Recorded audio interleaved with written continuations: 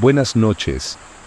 Hoy vamos a hablar de cómo personas que, en la imaginación moderna, se podría llamar tontas, lograron sobrevivir en un mundo donde comer el hongo equivocado no era una metáfora para tomar malas decisiones, era una sentencia de muerte. Ahora imagínate caminando por una ciudad medieval española en una noche húmeda, los estrechos callejones serpenteando entre edificios de piedra tosca, mientras el olor a madera quemada y paja húmeda invade tus fosas nasales. Te preguntas en silencio cómo alguien sobrevivió en ese entonces, sin la gran cantidad de advertencias y empaques coloridos que tenemos hoy. Lo más increíble es que muchos sobrevivieron. Entonces, antes de instalarse, tómese un momento para disfrutar del video y suscribirse, pero solo si realmente le gusta lo que hago aquí. Y aprovecha para comentar desde dónde estás viendo y qué hora es allí. Ahora, atenúa las luces. Tal vez abra un poco la ventana, solo para sentir el viento frío pasar, escuchar ese ruido distante de la lluvia golpeando los tejados, y poco a poco, empecemos este viaje somnoliento. Junto, sientes el suelo blando bajo los pies, resultado de horas de lluvia que convirtieron las calles de tierra en senderos resbaladizos. El entorno es incómodo y acogedor si ignoras la sensación constante de que algo podría caer del techo en cualquier momento. En ese período no había guías de supervivencia modernas ni blogs sobre cómo identificar hongos de manera segura. De hecho, muchos ni siquiera sabían leer. El conocimiento circulaba en forma de historias. El tío de fulano de tal se comió este y murió. O el sacerdote dice que está a salvo. Y tú, si estuvieras allí, probablemente seguirías el instinto colectivo o quizás la superstición más cercana. En la España medieval, especialmente en regiones como Castilla y Navarra, había mercados vibrantes donde se vendía de todo, desde pescado fresco hasta hierbas de dudosa procedencia. Entre ellos, por supuesto, los hongos. Algunos nobles los disfrutaban como manjares raros, pero para la mayoría de las personas eran solo otra fuente de calorías si sobrevivían a la cena. Lo curioso es que el riesgo no pareció detener a nadie. Los historiadores aún debaten si este coraje provino de una fe ciega o de una tolerancia real adquirida, como la desarrollada por ciertos pueblos que vivían diariamente con venenos naturales. Y hablando de fe, te das cuenta de que no se trataba solo de orar antes de comer. La gente creía profundamente que la comida era un regalo de Dios. Este pensamiento redujo el miedo. Si algo se encontró en la naturaleza, fue porque, de alguna manera misteriosa, estaba destinado a ser utilizado. Puedes reírte de esta lógica hoy, pero para aquellos que vivieron sin la ciencia moderna, tenía sentido. Y por supuesto, siempre hubo un amigo que dijo, si huele bien, no puede ser malo. Probablemente un antepasado de los que hoy comen cualquier cosa del fondo del refrigerador. Sientes la brisa fría tocando tu piel mientras observas a un grupo de campesinos que llevan cestas, con sus rostros iluminados por antorchas. Hablan entre ellos sobre lo que lograron recolectar durante el día. Los hongos van desde formas extrañas hasta colores sospechosos y sin embargo se ven animados como si estuvieran parados frente a un tesoro. Una señora mayor, con un pañuelo que le cubre el pelo, sostiene un gran hongo y dice que este es el afortunado, porque su abuelo se lo comió durante años y nunca murió. Es una escena casi cómica, especialmente cuando sabes que esta tradición puede haber sido solo una secuencia de éxitos aleatorios. Los banquetes en los castillos eran diferentes, por supuesto. Los nobles tenían cocineros que sabían qué preparar, o al menos fingían saber. Sin embargo, incluso ellos se arriesgaron con los hongos, usándolos como parte de platos exóticos. Era un lujo con un toque de ruleta rusa. Quizás por eso la comida de la Edad Media siempre ha tenido este peligroso encanto. Te encuentras pensando, ¿tendrías el coraje de probar algo sin etiqueta, confiando solo en la historia de que mi bisabuelo se lo comió y funcionó? Mientras caminas, te das cuenta de lo animadas que están las calles, incluso de noche. El sonido de las campanas distantes, los ladridos ocasionales de los perros flacos y las voces que resuenan en las paredes de piedra crean un ambiente fascinante.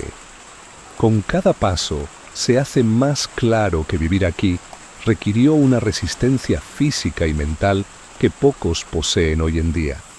Y es esa misma resistencia la que de alguna manera ha permitido a muchos sobrevivir a lo que probablemente no lo harías. Cenar hongos misteriosos en una noche fría, confiando más en la suerte que en la ciencia. Echas un último vistazo a las multitudes reunidas en el pequeño mercado nocturno y te das cuenta. Este era un mundo donde cada comida era un acto de coraje. Y este coraje, o tal vez terquedad, es lo que comienza a desentrañar por qué los sistemas nerviosos de estos tontos medievales parecían sobrevivir a casi cualquier cosa. Sigues caminando, ahora oliendo el olor característico de la comida que se prepara en fogatas improvisadas, mezclado con el olor terroso de los hongos recién cosechados. Es curioso pensar que, en ese momento, cada comida era un experimento. No había manuales de cómo cocinar una cena segura y la mejor manera de aprender era sobreviviente. ¿Te imaginas que este entrenamiento práctico debe haber sido aterrador, pero para ellos era una vida normal? Los banquetes, incluso los más humildes, tenían algo impredecible. Con cada trozo de hongo masticado, existía la posibilidad de que esta fuera la última cena de alguien, y sin embargo, nadie parecía perder el apetito. Te acercas a una taberna iluminada por antorchas y ves grupos de campesinos bebiendo e intercambiando historias. Es el punto de encuentro donde se decide, a través de la tradición oral, qué setas eran buenas y cuáles debían evitarse. Un hombre delgado, con una barba despeinada, sostiene un enorme hongo y jura que trae buenos sueños. Otro, riendo a carcajadas, habla de un monje que comió un regalo del bosque y pasó 3 días viendo a los ángeles bailar en el techo de la iglesia. Los historiadores aún debaten si estas historias eran solo exageraciones para animar el medio ambiente o si ocultaban verdades sobre el consumo de especies alucinógenas, pero la línea entre la realidad y la leyenda se difumina como la niebla que cubre las calles esa noche. En la España medieval, particularmente en la región de Galicia, había festivales campesinos que celebraban la cosecha de otoño. Era la época de los hongos, y los mercados se llenaban de variedades coloridas que nadie sabría clasificar hoy sin una buena guía ilustrada. Para ellos, sin embargo, la apariencia y la tradición eran suficientes. Una anciana recordó: «Esto es lo que cocinaba tu abuelo con aceite de oliva. Nunca estaba de más». Es fascinante y también un poco aterrador darse cuenta de cómo la memoria colectiva sirvió como una especie de enciclopedia viviente. Observas cómo come la gente sin cuestionar, confiando en que la receta transmitida de generación en generación es segura. Pero, ¿lo fue realmente? Hoy lo pensarías 2 veces antes de tomar algo del suelo del bosque y ponerlo en el plato. Pero no tenían esa opción. La supervivencia requería riesgo. Y aquí viene un detalle interesante. Muchos de estos banquetes no solo tenían como objetivo satisfacer el hambre, sino también mantener la cohesión social. Comer juntos, incluso si era algo potencialmente peligroso, era un ritual de confianza. Es casi poético si ignoras el hecho de que alguien podría salir directamente de allí a la enfermería del monasterio. Entre una cucharada y otra había un consuelo: el vino. No solo acompañó la comida, sino que, en sus mentes, purificó lo que se ingiere. Es curioso pensar que un sorbo de vino podría verse como un antídoto milagroso para cualquier veneno potencial. ¿Te imaginas a uno de estos campesinos diciendo: «No te preocupes, si el hongo está malo, el vino cura»? Sería casi cómico si no fuera trágico. La taberna donde te encuentras es un microcosmos de la vida medieval, un lugar donde la risa cubre la tensión, donde un plato de champiñones puede convertirse en un tema de conversación durante meses, especialmente si alguien sobrevive a algo que parecía imposible. Y te das cuenta de que esta ligereza, mezclada con la ignorancia sobre el peligro real, fue quizás la clave para soportar tantas comidas peligrosas. El cuerpo medieval podría no tener la ciencia, pero tenía la práctica. El olor a leña quemada, mezclado con el aroma de los champiñones fritos en grasa animal, crea un ambiente que, extrañamente, te da hambre. Sientes el calor de la chimenea y piensas que, en el fondo, esta cocina arriesgada también era una forma de domar la naturaleza, de mostrar que incluso lo desconocido podía incorporarse a la rutina. Es irónico. Para sobrevivir, necesitaban abrazar lo que hoy evitarías a toda costa. Mientras te preparas para salir de la taberna, te das cuenta de que un grupo de jóvenes discute sobre quién es lo suficientemente valiente como para probar una nueva variedad de hongos que ha aparecido en la arboleda. Uno de ellos dice: «Si sobrevivo, contaré esta historia en la próxima feria». Es como si comer fuera un acto de valentía, un desafío a la propia mortalidad. Y te das cuenta de que este tipo de comportamiento, aunque arriesgado, construyó una tradición de resistencia que nos intriga hasta el día de hoy. Salimos de la taberna y seguimos caminando por las estrechas calles, aún iluminadas por antorchas que los lugareños han dejado atadas a soportes improvisados. Es extraño pensar que, sin saberlo, estás en el corazón de un gran laboratorio al aire libre, y los cuerpos de estas personas son los conejillos de Indias. El sistema nervioso medieval era, por así decirlo, calloso. Vivían con microorganismos, toxinas y parásitos de una manera que haría que cualquiera hoy en día tenga pesadillas. Pero, ¿era real esta resistencia? Esto es lo que comienzas a reflexionar mientras observas a un grupo de mujeres lavando utensilios en un balde de agua fangosa. Un detalle curioso: muchos investigadores creen que la exposición constante a pequeñas dosis de toxinas provenientes de alimentos dudosos o incluso de agua contaminada puede haber creado una especie de tolerancia. En otras palabras, su cuerpo ya estaba acostumbrado a lidiar con venenos a niveles que te harían desmayarte al primer sorbo. Los historiadores aún debaten si esto realmente constituyó resistencia biológica o si fue pura suerte. Después de todo, sobrevivir a los hongos venenosos no fue exactamente un proceso científico, sino un juego de prueba y error. Pasas por un pequeño jardín detrás de un monasterio donde algunos monjes cultivan hierbas. Junto a él, una cesta con setas recién cosechadas.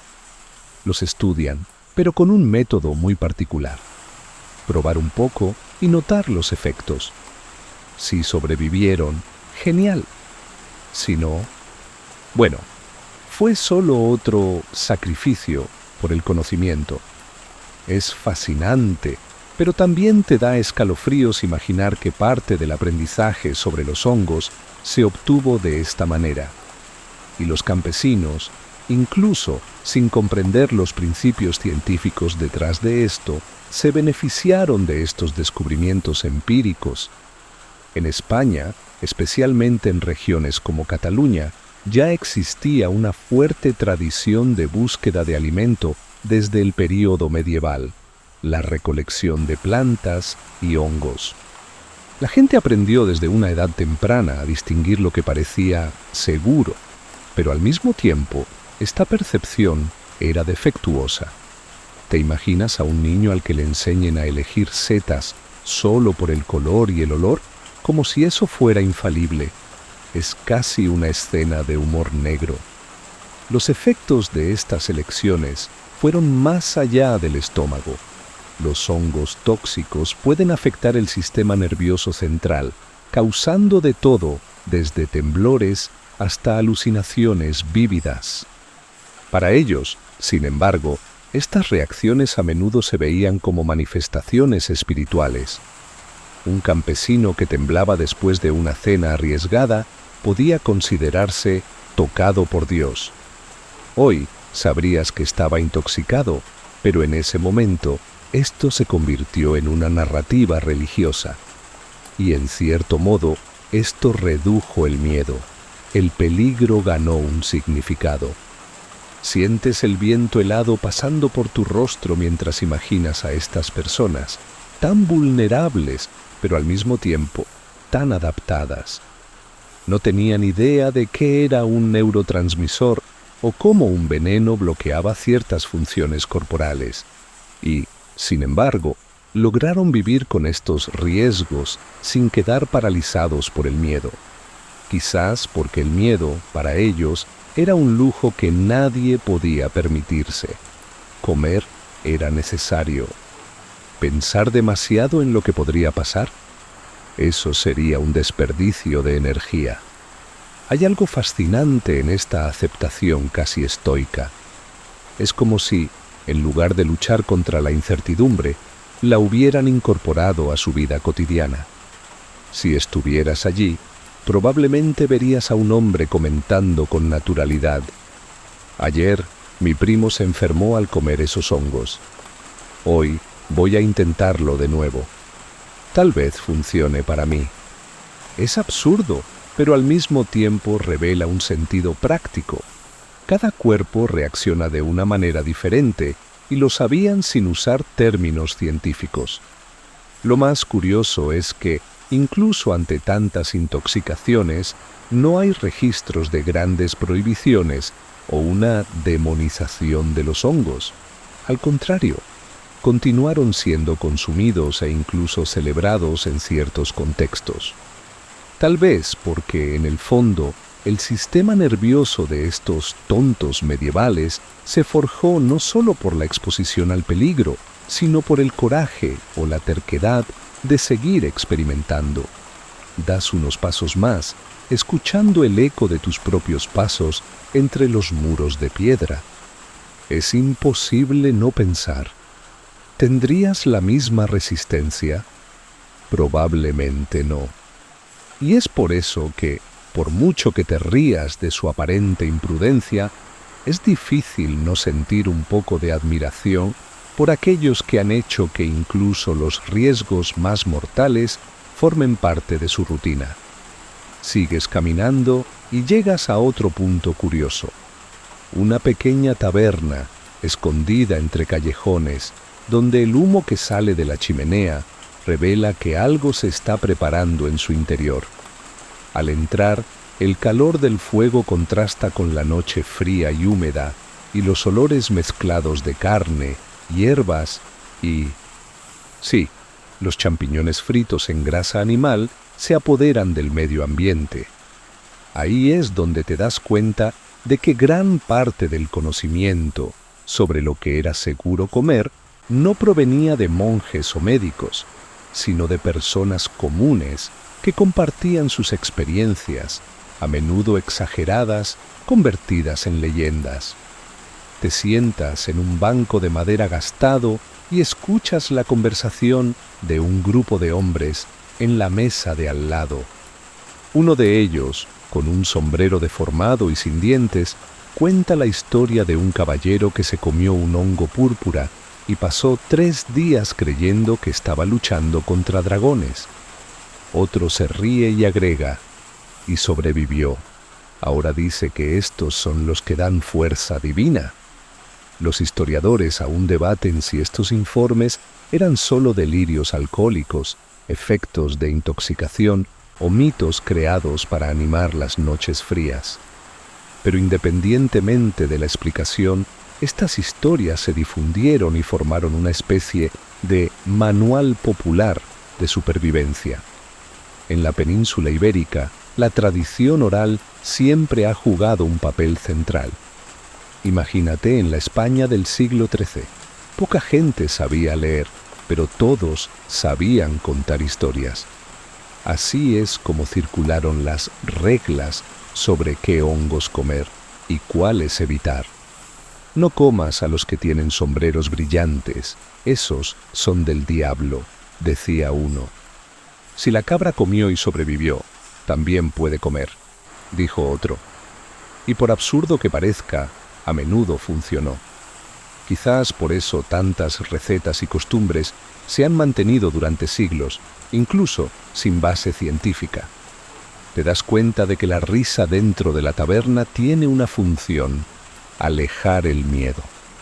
Comer algo peligroso se volvió menos aterrador cuando se convirtió en una broma o aventura. Una mujer, con un ojo inteligente y manos ágiles, comenta que los hongos son pruebas de coraje dadas por la naturaleza. Se ríe mientras revuelve una olla grande y entiendes que para ella la comida es casi un ritual de afrontamiento. Es irónico, pero profundo. Convertir un riesgo real en algo casi lúdico ayudó a soportar la dureza de la vida.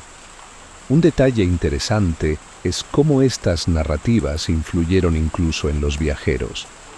Escuchas a un hombre contar cómo una vez, mientras cruzaba un bosque en Aragón, se encontró con monjes que le indicaron que comiera solo hongos que crecían cerca de robles sagrados. Era la fusión perfecta de creencia religiosa y tradición popular, y nadie parecía cuestionarlo. Si el monje lo dijo, entonces era cierto.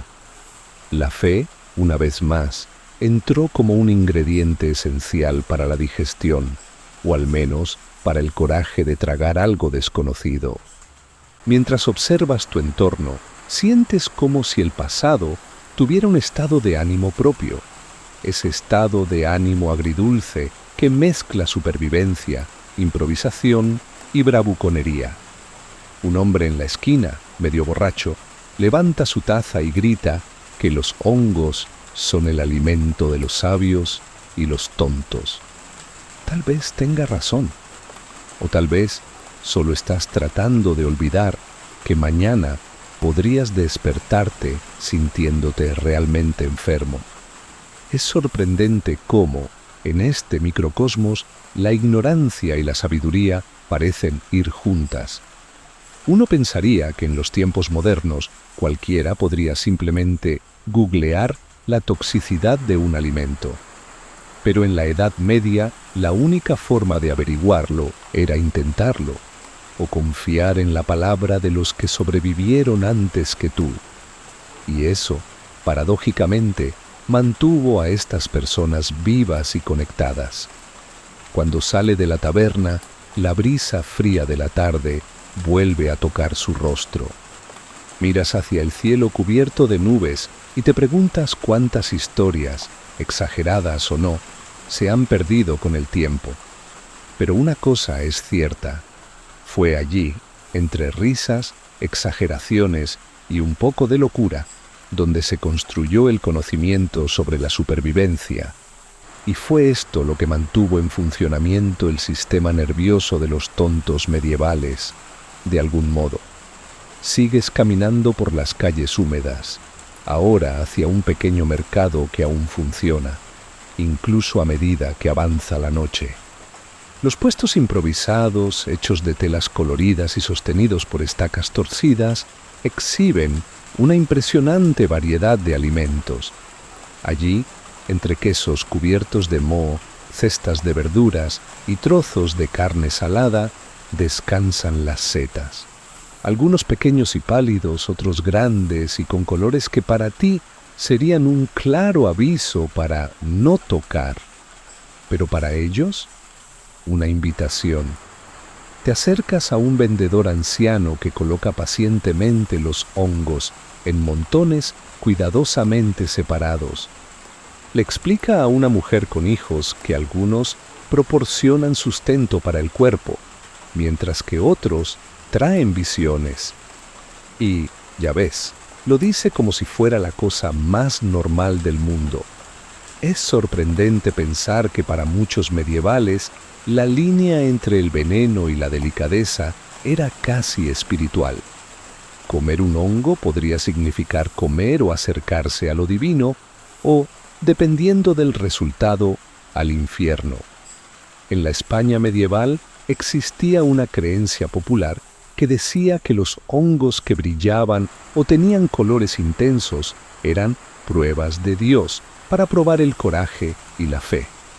Algunos nobles incluso patrocinaron cenas con estos ingredientes, confiando en que Dios protegería sus cuerpos, mientras que los campesinos vieron en ellos una rara oportunidad de tener algo que parecía especial. Los historiadores aún debaten si estas prácticas estaban muy extendidas o restringidas a ciertas regiones, pero los registros indican que, de hecho, esta creencia persistió durante siglos.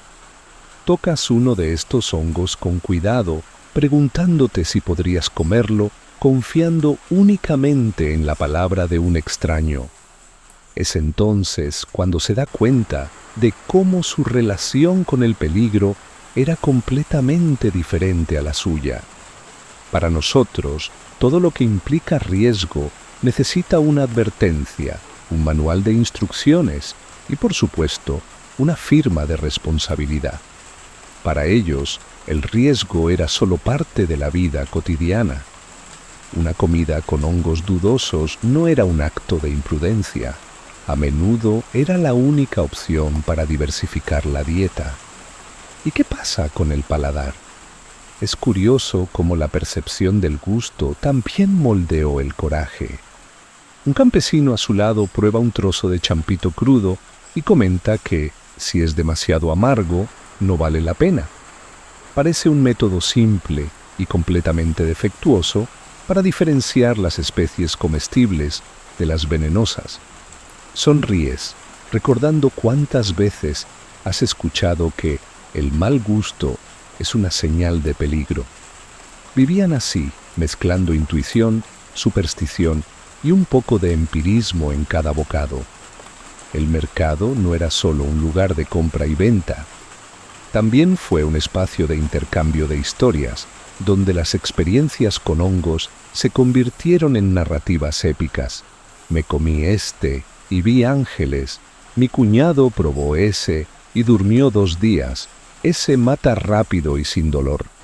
Es casi grotesco cómo se puede discutir algo tan peligroso con la misma ligereza de la que se habla sobre el clima. Pero esta ligereza, quizás, era un mecanismo de defensa contra la dureza de la vida. Y hay algo fascinante en eso. Te das cuenta de que para sobrevivir necesitaban convertir el miedo en algo manejable. Comer un hongo no se trataba solo de nutrición. Se trataba de enfrentar lo desconocido con la naturalidad de alguien que ya ha perdido mucho por la vida. Es irónico. Hoy en día te preocupas por las fechas de vencimiento. En ese entonces solo les importaba sobrevivir a la cena. Antes de salir del mercado, observas a un niño corriendo con una canasta de hongos más grande que su cabeza. Se ríe, feliz con el tesoro que encontró en el bosque. Y entiendes que para estas personas la recolección de hongos no se trataba solo de sobrevivir, Era parte de una cultura que convertía incluso el peligro en un acto de celebración. Dejas atrás la feria y sigues un camino de tierra, sintiendo bajo tus pies los charcos que reflejan la luna casi oculta por las nubes. Aquí es donde comienzas a darte cuenta de cómo la repetición jugó un papel clave en su relación con el peligro. Comer hongos potencialmente venenosos no era un acto aislado, era algo incorporado a la vida cotidiana. Pequeñas dosis, pequeños experimentos, pequeña audacia.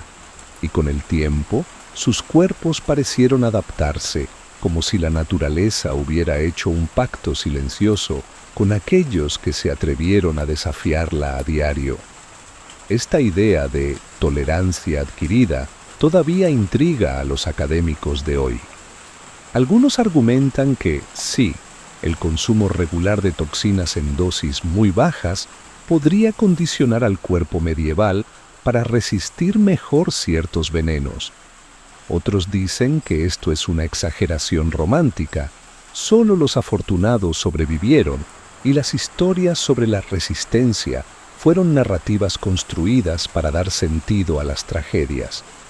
Los historiadores aún debaten si fue ciencia natural en acción o pura coincidencia, pero la duda permanece como una ventana abierta a ese pasado incierto.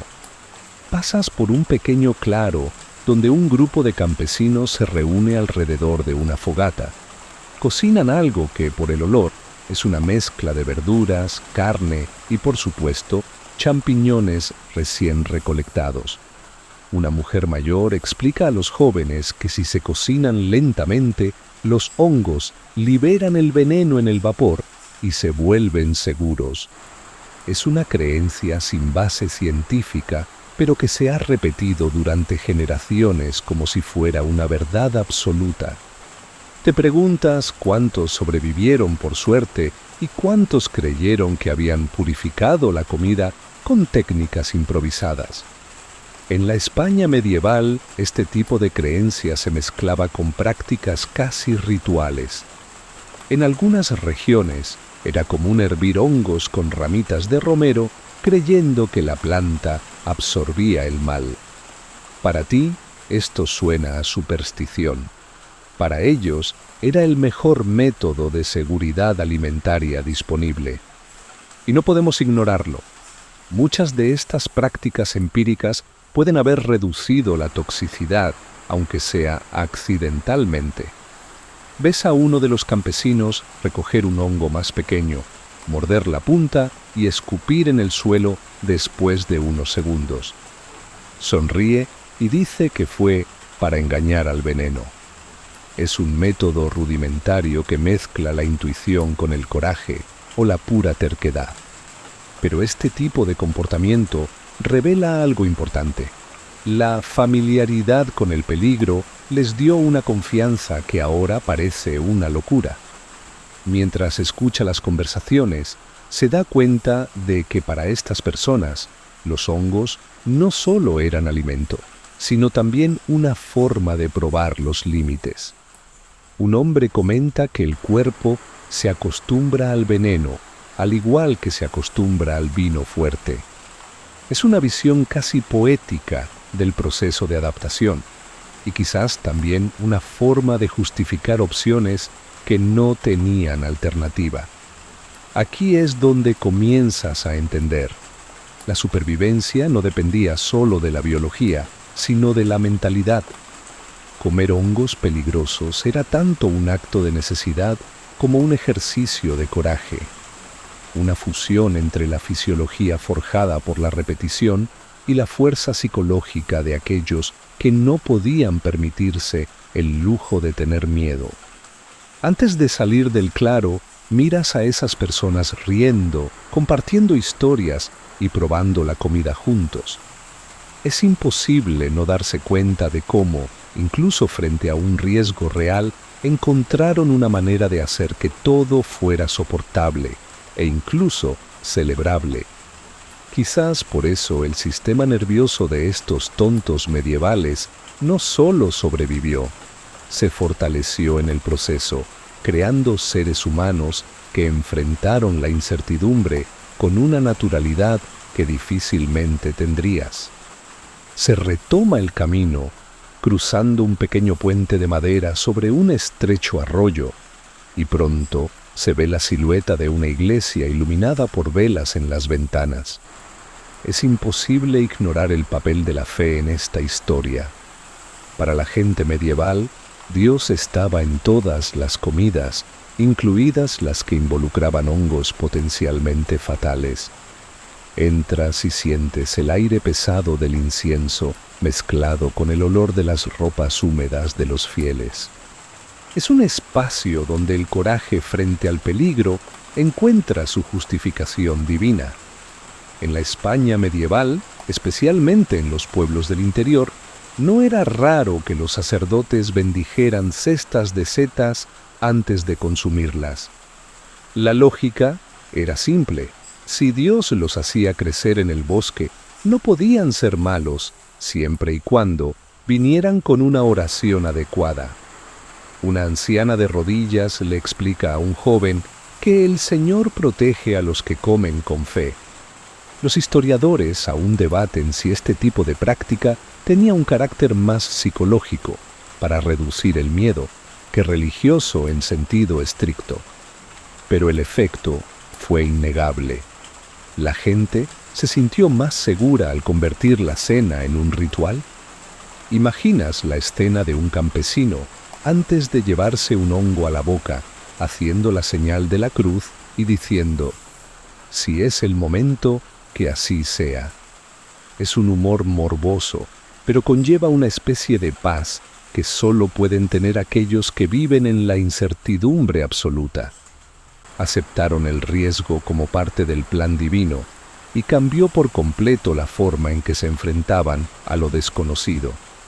Es casi irónico pensar que la fe, además de consolar, puede haber ayudado a reducir la ansiedad y, en cierto modo, a fortalecer la resistencia física. La influencia religiosa también afectó la percepción de los efectos tóxicos. Alucinaciones, para ellos, eran visiones espirituales, temblores y confusión mental, una prueba enviada por Dios. Así es como se desdibujó la línea entre la ciencia, el misticismo y la supervivencia. Un monje que registró casos de milagros después de las comidas probablemente estaba describiendo una simple intoxicación alimentaria. Pero para la comunidad fue una prueba de algo más grande.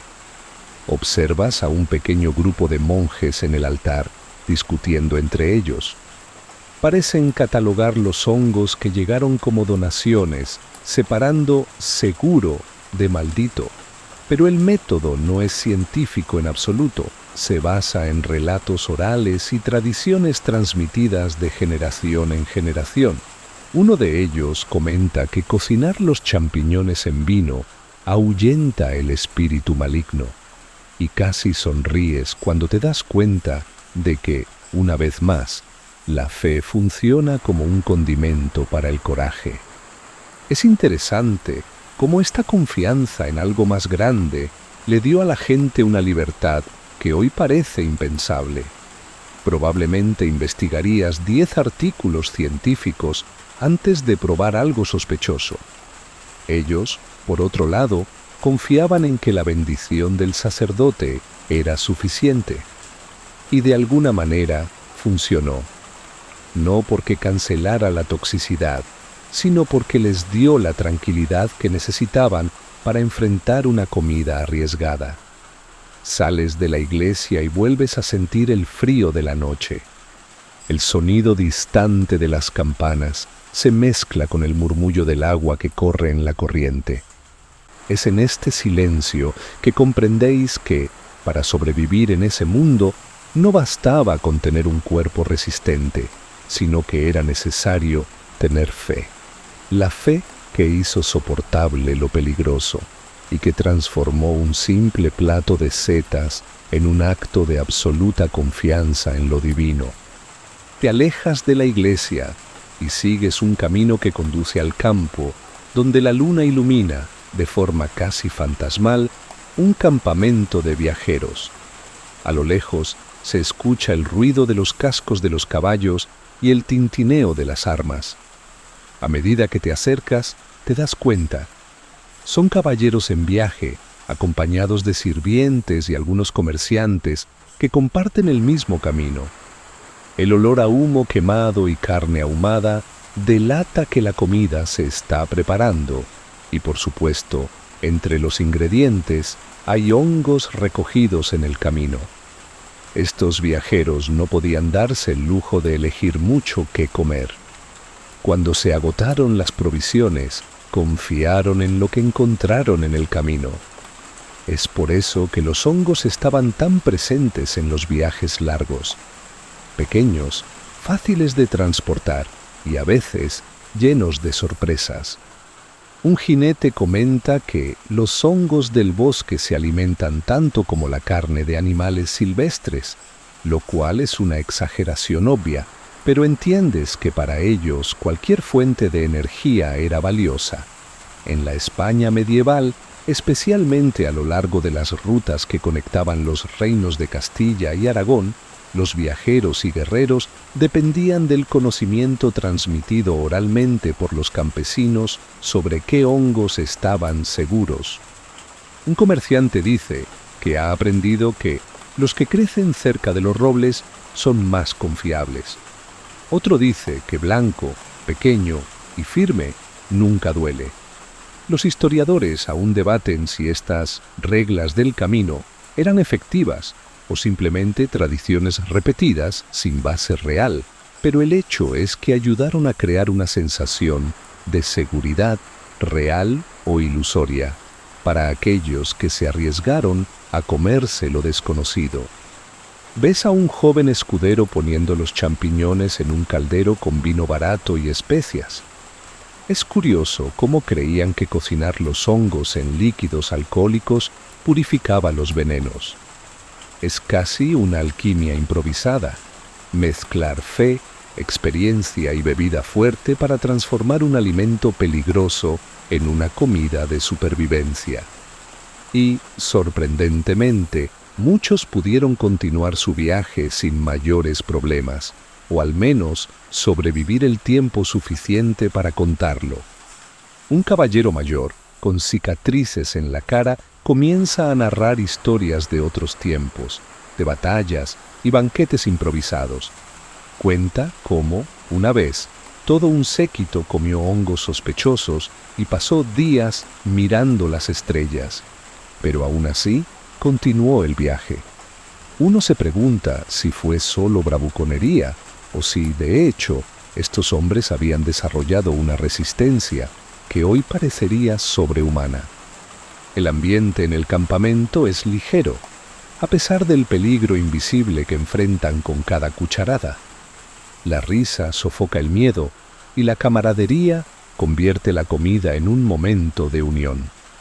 Es interesante notar que para ellos, comer hongos no se trataba solo de sobrevivir, se trataba de crear historias, fortalecer vínculos e incluso probar su propio temple. Sientes el calor de la fogata y casi puedes imaginar el sabor de ese brebaje rústico, realzado con vino y hierbas. Es una comida sencilla, peligrosa y al mismo tiempo llena de significado. Quizás esto es lo que hizo que estos tontos medievales fueran tan resistentes, convertir incluso los momentos más arriesgados en parte de la aventura de vivir. Al salir del campamento, te das cuenta de que los caballeros duermen alrededor del fuego, confiando en que si los hongos no los derribaron durante su comida, al menos no lo harán durante su sueño. Es un pensamiento extraño, pero al mismo tiempo reconfortante. Para ellos, cada día que sobrevivieron fue un pequeño milagro, y eso parecía ser suficiente. Se continúa caminando por un camino bordeado de campos abiertos hasta que se ve a lo lejos un monasterio, aislado en una colina. La arquitectura pesada, con sus frías paredes de piedra y ventanas estrechas, parece mirarte como un guardián silencioso. A medida que se acerca, nota un movimiento sutil. Los monjes van y vienen, llevando cestas llenas de setas recién recogidas. A diferencia de los campesinos o los caballeros, no comen a ciegas. Graban, experimentan, discuten, convirtiendo cada comida en un acto de aprendizaje. Entras en el claustro y te recibe un monje anciano, quien, en voz baja, explica que los hongos son regalos y pruebas. No solo consumen, sino que tratan de entender. En los manuscritos que se conservan en las bibliotecas del monasterio hay listas rudimentarias de especies, notas sobre los efectos de cada una, recetas e incluso oraciones asociadas a ciertos tipos de hongos.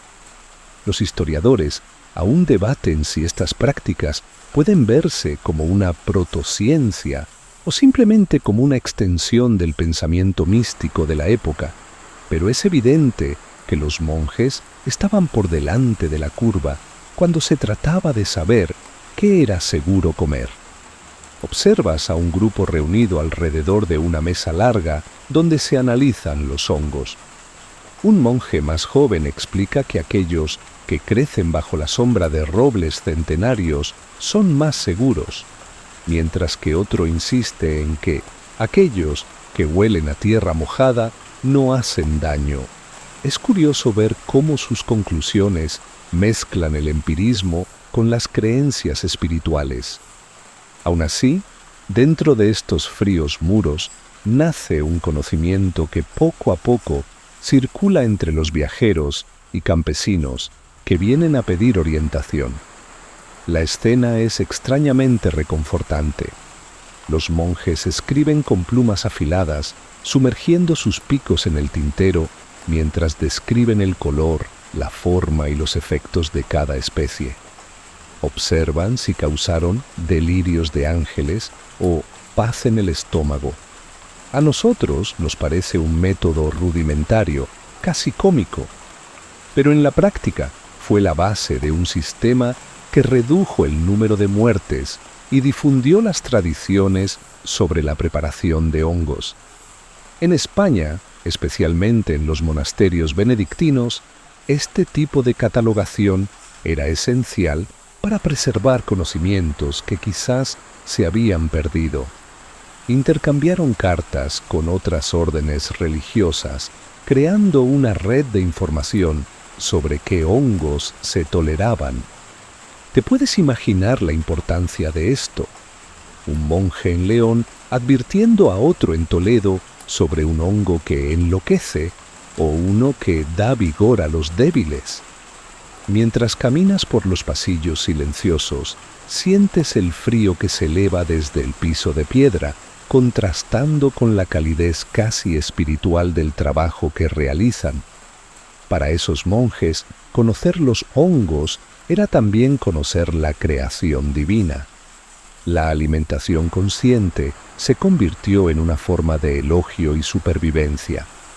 Antes de irse, el anciano monje que lo recibió dice: «Los peligros del bosque son muchos, pero el peligro de la ignorancia es mayor».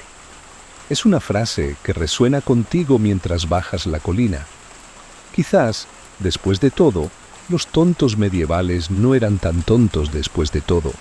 Algunos, como estos monjes, estaban empezando a traducir el instinto en algo que algún día se llamaría ciencia. Se desciende la colina, dejando atrás el silencio del monasterio, y se reanuda el camino por un estrecho sendero, donde las ramas de los árboles parecen inclinarse sobre uno, como si guardaran secretos.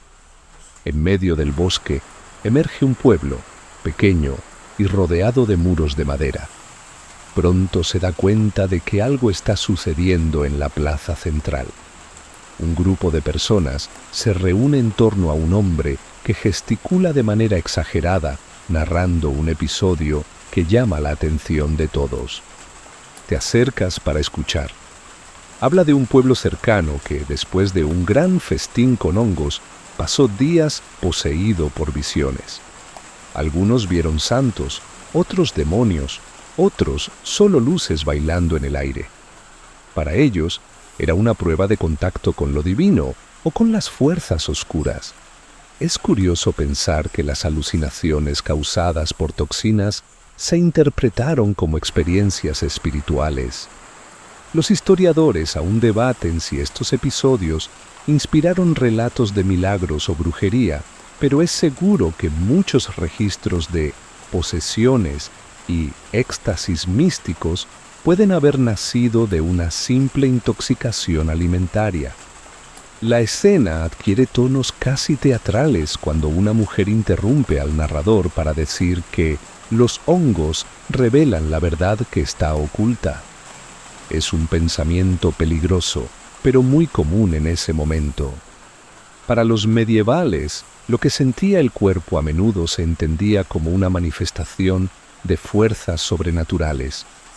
Hoy en día sabrías que los temblores, los sudores y los delirios son síntomas neurológicos claros, pero para ellos eran mensajes provenientes de otra esfera. En la península ibérica, estos informes ganaron fuerza con la imaginación popular, alimentando tanto el miedo como la fascinación por los hongos. Un pueblo de Navarra, por ejemplo, se hizo famoso por creer que los hongos que crecían después de grandes tormentas eran semillas de ángeles. Era hermoso escucharlo, hasta que alguien comió demasiado y terminó viajando durante días. Lo que para ti sería un envenenamiento grave, para ellos era una llamada divina. Te das cuenta de que esta mezcla de miedo y encanto creó un espacio donde el peligro se volvió aceptable. Comer hongos no se trataba solo de nutrirse, también se trataba de buscar significado, interpretar signos y, en cierto sentido, escapar de la dura realidad cotidiana. Es como si las alucinaciones fueran vistas como puertas a otro mundo, incluso si le cuestan caro al cuerpo físico. Observas a los niños corriendo por la plaza, repitiendo juguetonamente las historias de los adultos. Imitan a los monjes en trance y a los campesinos que ven visiones. Es un recordatorio de cómo estas narrativas echaron raíces temprano, perpetuando la relación ambigua entre los pueblos medievales y los hongos. Una cultura que no separaba la ciencia del misticismo, porque para ellos los dos seguían siendo lo mismo. Cuando el narrador termina su relato con un tono solemne, sientes que el frío aumenta y el viento trae el olor a tierra mojada. Es imposible no pensar que, de alguna manera, los hongos ayudaron a esas personas a soportar una existencia dura e impredecible. Si el precio de eso eran unos pocos delirios ocasionales, parecían más que dispuestos a pagar. Dejas atrás el pueblo, caminas por un camino aparentemente interminable y comienzas a reflexionar sobre todo lo que has visto hasta ahora. Pero la pregunta sigue siendo: ¿fue real esta resistencia de los tontos medievales a los hongos? ¿O fue solo suerte? No eres el único que se hace esta pregunta. Los eruditos modernos también están divididos. Algunos argumentan que el cuerpo medieval, constantemente expuesto a pequeñas dosis de toxinas, no solo hongos, sino alimentos mal conservados, agua contaminada y medicamentos rudimentarios, desarrolló adaptaciones fisiológicas que fortalecieron el sistema nervioso contra ciertas sustancias. Esta hipótesis tiene sentido. El organismo humano es, después de todo, capaz de crear tolerancias. Por otro lado, hay quienes dicen que es un mito romántico. Los más resistentes sobrevivieron, mientras que los demás simplemente no vivieron para contar sus historias. Los historiadores aún debaten si esta supuesta resistencia colectiva fue real o si solo estamos observando los relatos de una minoría afortunada. Pasas por un pequeño refugio de piedra utilizado por los viajeros y notas inscripciones en las paredes. nombres y oraciones pidiendo protección. Es un recordatorio silencioso de que vivir en esa época era enfrentar un peligro constante. La comida, especialmente cuando incluía hongos, no era una excepción. Y quizás esto es precisamente lo que dio forma a la narrativa de que los cuerpos medievales eran más fuertes. Simplemente tenían que serlo. Lo más fascinante es que la ciencia moderna no puede llegar a un consenso. Hay registros arqueológicos que muestran que los pueblos europeos consumían hongos hace milenios, lo que sugiere cierto grado de familiaridad y adaptación. Pero no hay pruebas definitivas de que el sistema nervioso medieval fuera biológicamente más tolerante que el nuestro. Tal vez fue solo el comportamiento colectivo, probar, cometer errores, ajustar, lo que dio la impresión de una resistencia mítica. ¿Imaginas la escena? Un grupo de campesinos comiendo juntos, observando quién se enfermaría primero y luego decidiendo si seguir consumiendo ese tipo de hongo. Es grotesco, pero con una lógica práctica innegable. Es el tipo de ciencia que nace de la desesperación y la necesidad, no del laboratorio. A lo lejos, ves a un hombre sentado solo, comiendo algo envuelto en un paño. Parece tranquilo, como si el acto de alimentarse de hongos desconocidos no le causara ningún miedo. Y ahí es donde entiendes. Tal vez lo que llamamos resistencia no es solo fisiológico, sino también mental. Cuando uno vive diariamente al borde del peligro, incluso lo mortal se convierte en algo común. Esta reflexión sigue resonando en tu mente a medida que continúas tu viaje. Es posible que nunca sepamos si realmente había un sistema nervioso fortificado o si la supervivencia era solo la victoria de aquellos que se atrevían a correr riesgos. Pero, de una forma u otra, la historia de estos tontos medievales sigue intrigándonos porque, en el fondo, revela cuánto pueden adaptarse los seres humanos a lo inimaginable. Continúas por la carretera, ahora flanqueada por altos árboles que se mecen con el viento, produciendo un sonido que parece susurrar viejas historias. Cada paso te lleva más profundamente a una reflexión. ¿Hasta qué punto la supervivencia medieval fue fruto de la ciencia práctica y hasta qué punto fue solo suerte? Aquí es donde empiezas a darte cuenta de cómo se confundieron las dos cosas. A mitad de camino, encuentra una pequeña choza donde un anciano, aparentemente curandero, seca hongos que cuelgan sobre el fuego. Lo saluda con una mirada sospechosa, pero pronto comienza a hablar, con orgullo, sobre los secretos de su práctica. Para él, hervir los hongos durante horas o mezclarlos con vino no era superstición, era un método aprendido de generaciones anteriores. Y sorprendentemente, algunas de estas prácticas rudimentarias en realidad disminuyeron la toxicidad de ciertas especies. Sin saberlo, estaban haciendo una especie de presciencia culinaria. En la península ibérica, los informes de los viajeros mencionan a estos curanderos como guardianes del conocimiento popular. Eran los que sabían qué hongos podían encender la mente y cuáles podían matar en silencio. Te das cuenta de que, para sobrevivir, estas personas no dependían de los libros, sino de un sistema de experimentación colectiva, donde cada historia de éxito o tragedia se convertía en una lección para la siguiente. Los historiadores aún debaten si esta transmisión de conocimiento fue eficiente o si de hecho la tasa de error fue tan alta que eclipsó las respuestas correctas. Mientras hablas con el hombre, notas cómo habla de los hongos casi con reverencia. Enseñan, dice, como si fueran maestros silenciosos. Es fascinante pensar que el acto de consumir un alimento peligroso pueda tener tanto simbolismo.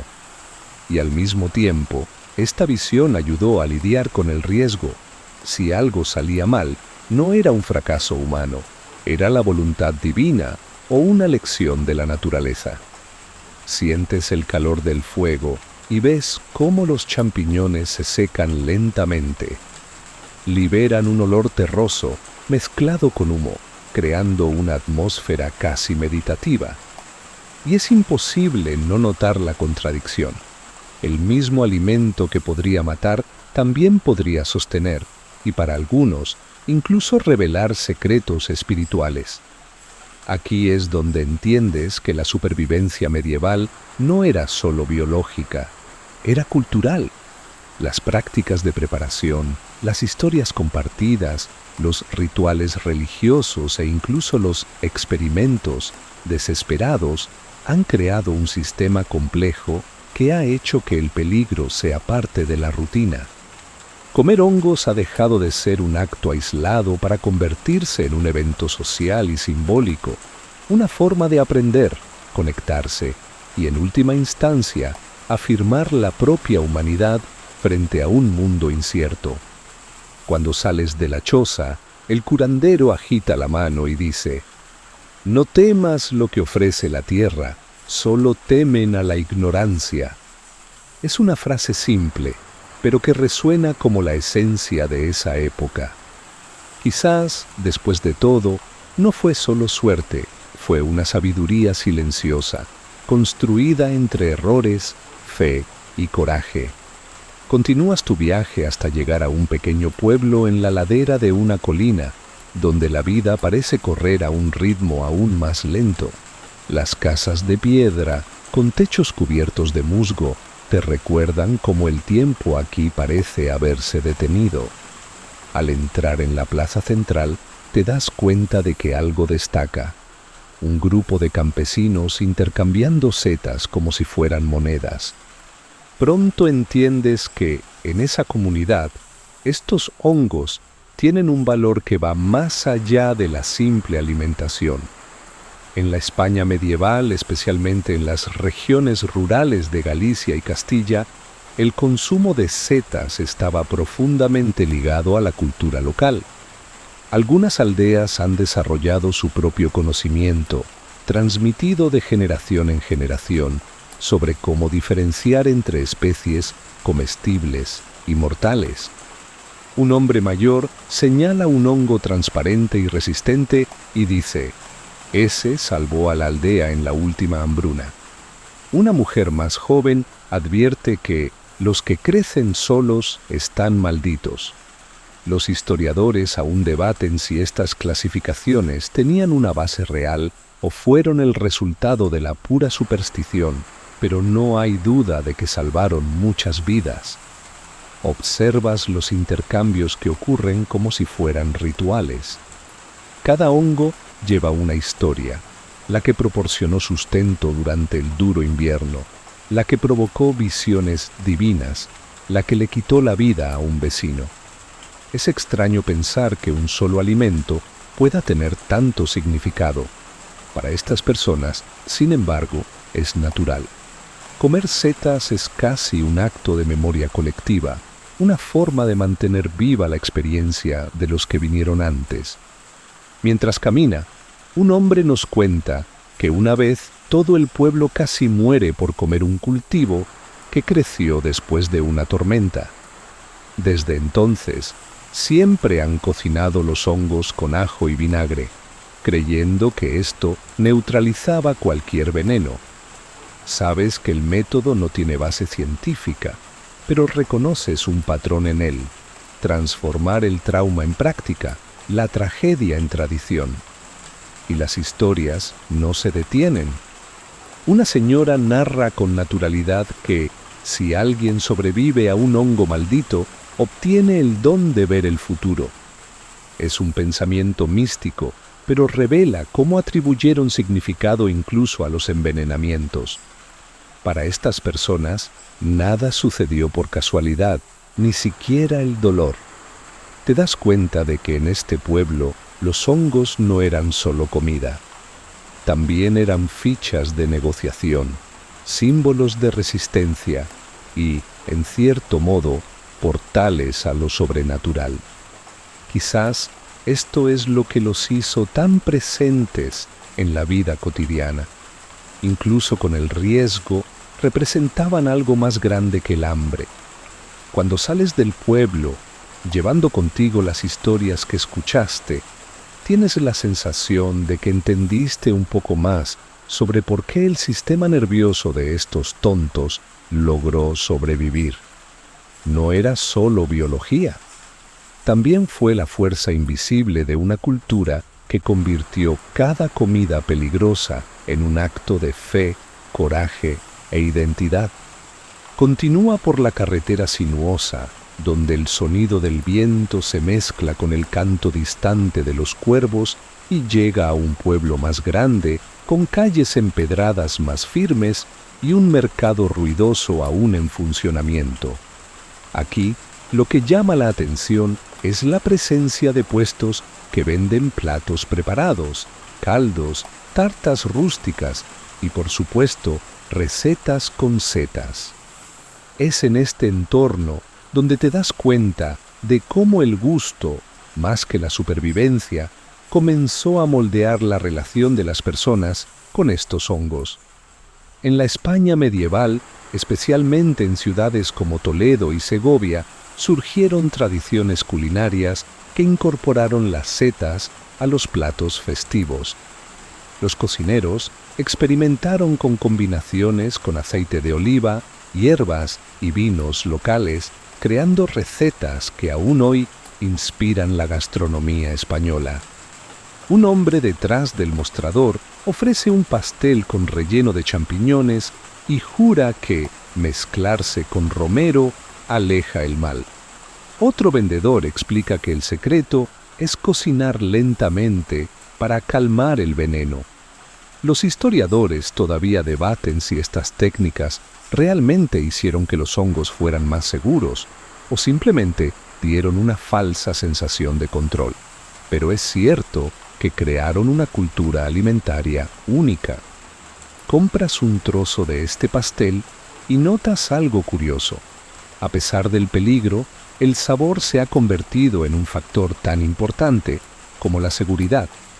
Comer setas ya no es solo un acto de supervivencia y también se ha convertido en una búsqueda de placer. Es extraño pensar que, en un mundo tan duro, había espacio para la sofisticación del gusto. Pero tal vez es precisamente por eso que valoraban tanto estos momentos. La feria está llena de animadas conversaciones. Una mujer comenta que el plato que vende cura el espíritu y fortalece el cuerpo, mientras que un joven aprendiz de cocinero escribe todo lo que escucha sobre las recetas. Es un intercambio de conocimientos que no pasa por los libros, sino por el sabor y la experiencia colectiva. Entiendes que aquí cocinar también es una forma de preservar la historia. Cada plato lleva un pedazo de tradición. Cada especia es un recuerdo compartido. Mientras observa a los vendedores en el trabajo, se da cuenta de que la gastronomía medieval era un frágil equilibrio entre la necesidad y la audacia. Comer hongos peligrosos no era solo una cuestión de coraje, era una invitación al refinamiento dentro del caos. Un lujo, aunque arriesgado, que le dio sabor a la rutina de la supervivencia. Sales del mercado con la sensación de que estás empezando a comprender algo profundo. Para aquellos que vivían al borde de la inanición, convertir lo peligroso en placentero era un acto de resistencia. Y tal vez esta búsqueda de sabor ayudó a los tontos a sobrevivir, fortaleciendo no solo sus cuerpos, sino también su espíritu frente a un mundo impredecible. Dejamos atrás la feria y seguimos un sendero que sube suavemente hasta un mirador natural. Desde allí, ve a lo lejos los campos fragmentados, las pequeñas aldeas y los parches oscuros de los bosques donde se enfrentaron tantos riesgos y sobrevivieron. Es un momento de pausa. Te sientas en una piedra fría, escuchando solo el viento y sintiendo cómo se conecta todo lo que has visto hasta ahora. Los campesinos que experimentaron por instinto, los monjes que tomaron notas como científicos improvisados, los caballeros que comieron confiando en el vino y la fe, y los pueblos que convirtieron el trauma en tradiciones. El sistema nervioso de estos tontos medievales o valientes, según su punto de vista, sobrevivió no porque fuera invencible, sino porque aprendió a vivir con el riesgo. Comían hongos sin nombres, sin etiquetas, sin garantías. Transformaron el miedo en fe, el dolor en narrativa y el peligro en cultura. Los historiadores todavía debaten si, biológicamente, de hecho eran más resistentes, pero tal vez esta pregunta ni siquiera importa tanto. Lo que realmente importa es cómo se las arreglaron para seguir adelante, noche tras noche, comiendo de la tierra que los alimentaba y a veces los desafiaba. Miras al horizonte e imaginas a cada uno de ellos. El campesino que se reía ante el peligro, el monje que veía en el hongo un enigma divino, la mujer que cocinaba para el pueblo creyendo que el romero podía alejar el mal. Cada uno, a su manera, ha encontrado un significado para algo que hoy llamarías veneno. Es una deliciosa ironía. Tal vez los tontos medievales no eran tan tontos después de todo. A medida que cae la noche y el frío comienza a apretar, entiendes que esta historia no se trata solo de supervivencia. Se trata de convertir lo desconocido en parte de la vida.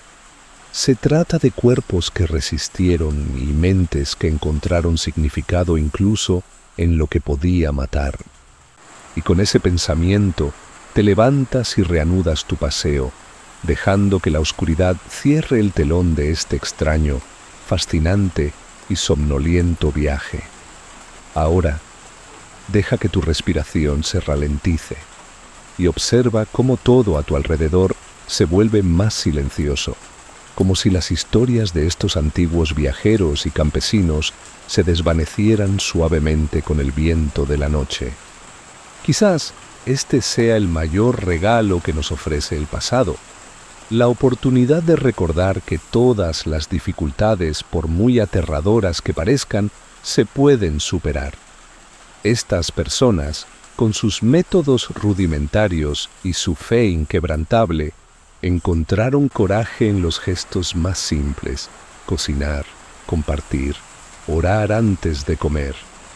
Casi puedes sentir el calor de una fogata distante, escuchar la risa de aquellos que convirtieron el miedo en compañía y comprender que la vida, incluso rodeada de riesgos, siempre ofrece pequeñas anclas de seguridad.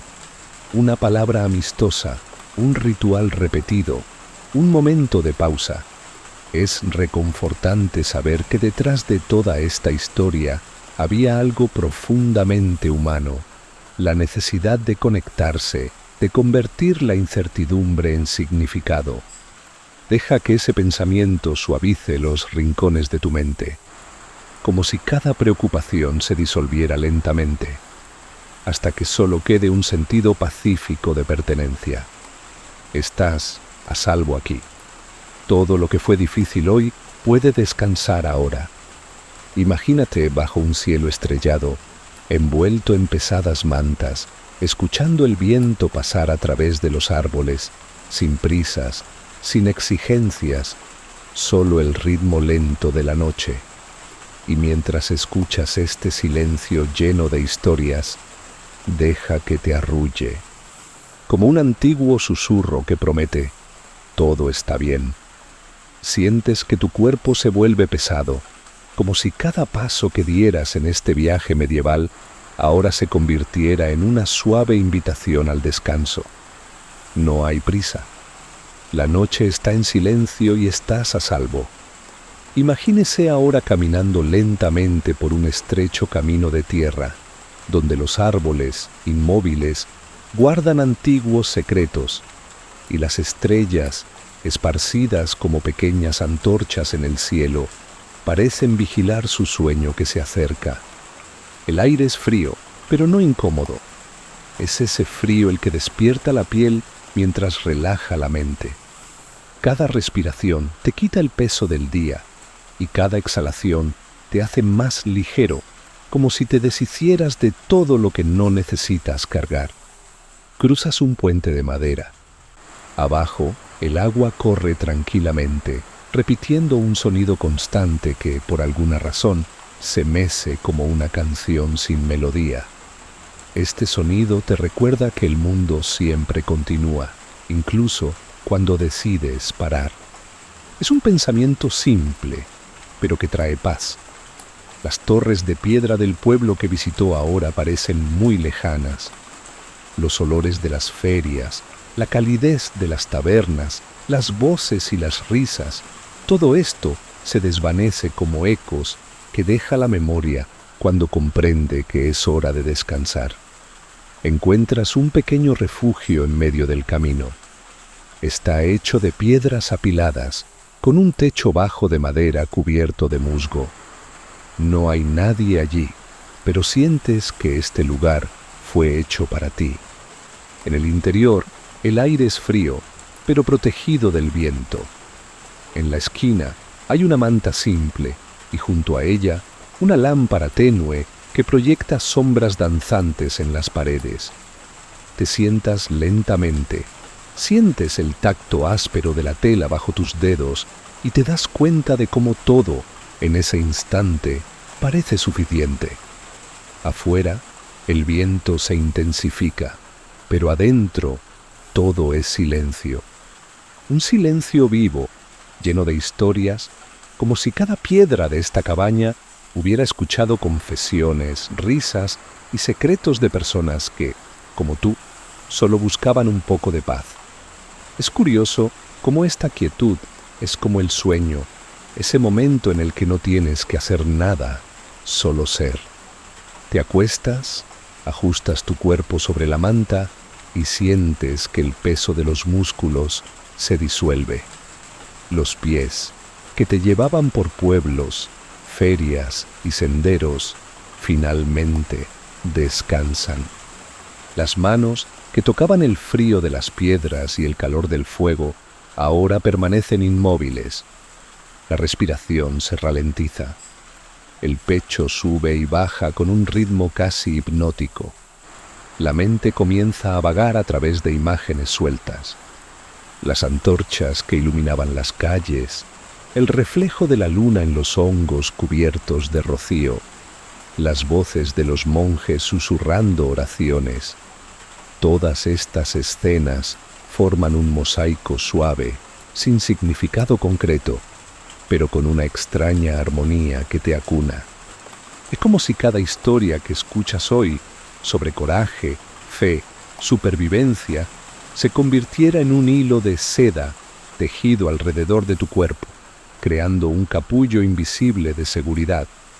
Entiendes que el pasado, por muy lejano que sea, siempre deja lecciones para el presente. Vivir es arriesgarse y descansar es también un acto de valentía. La lámpara junto a ella vacila y la luz parece seguir su respiración, disminuyendo lentamente. Te enfocas en este brillo, pequeño pero constante. Un faro para recordarte que incluso la luz más pequeña puede pasar por la noche más oscura. Quizás por eso sobrevivieron los tontos medievales. Tenían su luz, ya fuera la fe, la esperanza, la necesidad de seguir adelante. Ahora, imagina que el viento afuera se convierte en el suave sonido de la lluvia fina, tocando la madera y la tierra con la cadencia de una vieja canción. Ese sonido entra en ti, masajeando cada parte de tu cuerpo cansado, y te invita a rendirte. No tienes que pensar en el mañana ni en los pasos que aún quedan, todo lo que importa es este momento, Esta noche es de refugio. Cierras los ojos y sientes como si la tierra debajo de ti también respirara, como si te estuviera apoyando con cuidado. La tensión en los hombros se disuelve. La mandíbula, previamente tensa, se relaja. La frente se suaviza. Cada músculo deja escapar un último aliento antes de rendirse por completo. Y así flotas, sin prisa, sin dirección.